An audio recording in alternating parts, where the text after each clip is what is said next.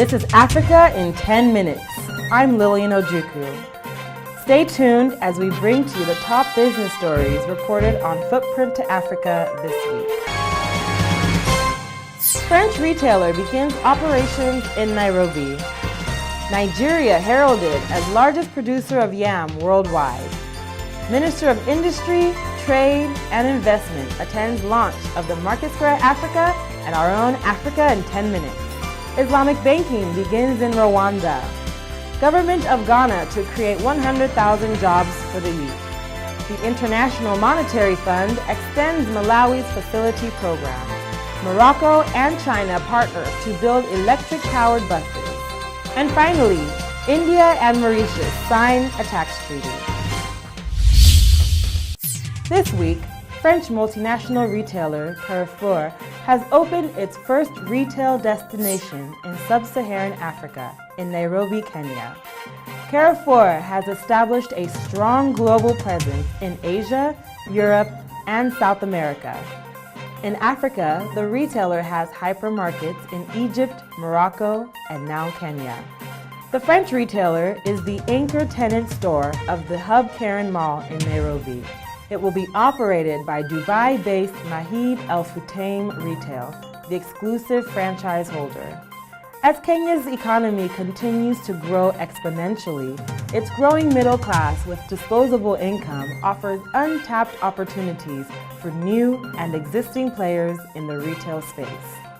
Carrefour promises world-class retail and lifestyle experiences with quality products and services. In Nigeria, the Minister of State, Agriculture and Rural Development, Senator Heineken Lokpobiri, has declared that Nigeria is the world's largest yam producer, with 68% of global production.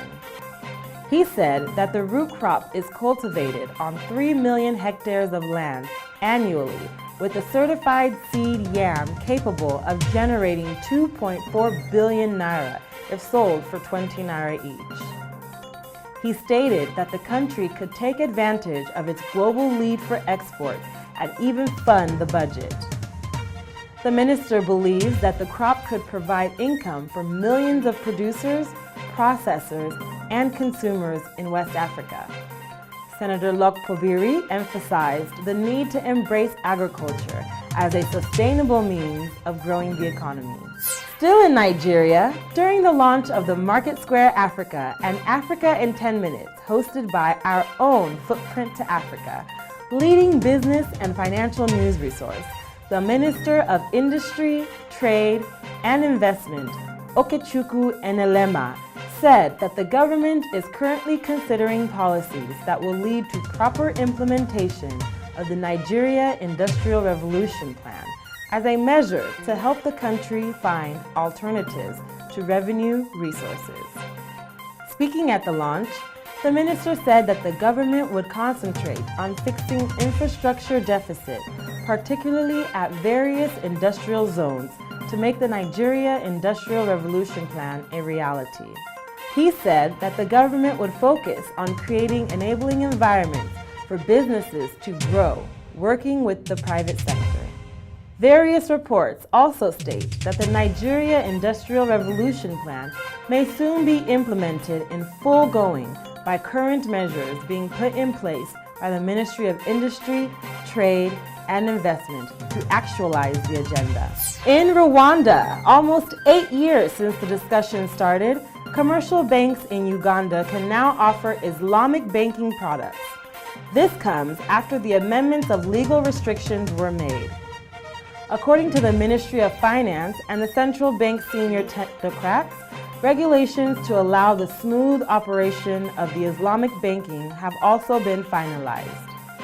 This means that the Islamic banking products can now be offered within the premises of the existing commercial banks or even a fully fledged bank providing purely Islamic finance can be established uninterrupted. The executive director in charge of the supervision at the Bank of Uganda stated that the financial institutions can now apply for business as there is nothing stopping Islamic banking from operations. Now in Ghana, the government has begun a policy that will ensure 65% of service charge paid to Youth Employment Model's beneficiary allowance.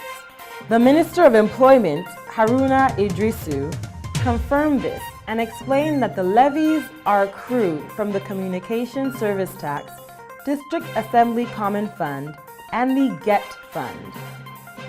By the new policy and arrangement, Mr. Idrisu mentions that each beneficiary is expected to earn 250 Ghana cedis as allowance, with 50 cedis going to the Provident Fund when the beneficiary is exiting.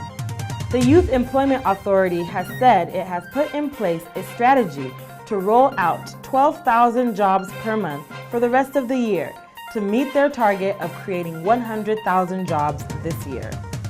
Now in Southeastern Africa, the International Monetary Fund has approved an arrangement for Malawi's $150 million facility program to be extended to June 30th, 2016. This extension is said to have been done with the mindset to provide additional time for the authorities to implement structural measures under the program. In a statement, the IMF said that the program is aimed at the achievement and maintenance of macroeconomic stability and the implementation of policies and structural reforms to spur growth, diversify the economy, and reduce poverty.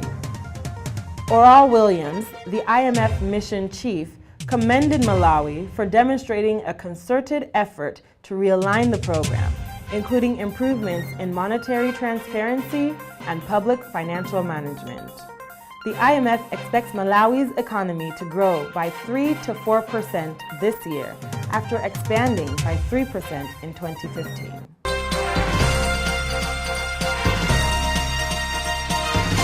In the energy sector, Banque Populaire recently signed an important partnership with the Chinese industrial company Yangji and Energy Investment Company. The partnership allots a sum of 1.2 billion Morocco dirhams to the manufacturing of the new generation of electric buses in Morocco. The communiqué of Banque Populaire explains that the bank aims to promote the label Made in Morocco. The partnership also aims to promote economic and commercial exchange between Morocco and China, and will see that investment projects in Morocco and in sub-Saharan Africa are funded. Similar agreements were signed during the Morocco-China Forum held in November 2014 in Beijing. And finally, after long-drawn negotiations between the government of India and Mauritius, the tax treaty between the two countries has been finally amended. Mauritius has contributed to about 1/3 of the foreign direct investment in India over a 15-year period between 2000 and 2015, which is a significant share. Under the current tax treaty between India and Mauritius, gains arising from the sale of investments in shares of companies resident in India by a Mauritius resident were subject to tax only in Mauritius. The government lists that the key reasons for the amendment are to tackle treaty abuse and round-tripping issues. And that wraps up this week's top stories. We'll be back with a recap of the headlines.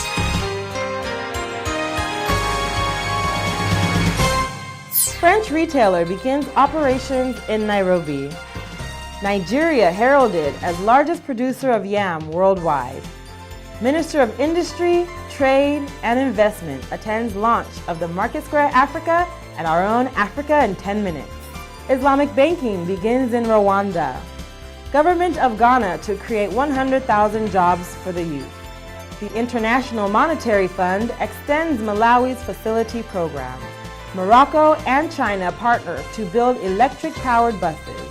And finally, India and Mauritius sign a tax treaty. To keep with the trending business news of the week, subscribe to our YouTube channel, like us on Facebook, follow us on Twitter, and connect with us on LinkedIn. These news are culled from Footprint to Africa. For daily updates and more business news in Africa, visit us at www.footprinttoafrica.com. Footprint to Africa, business news made in Africa.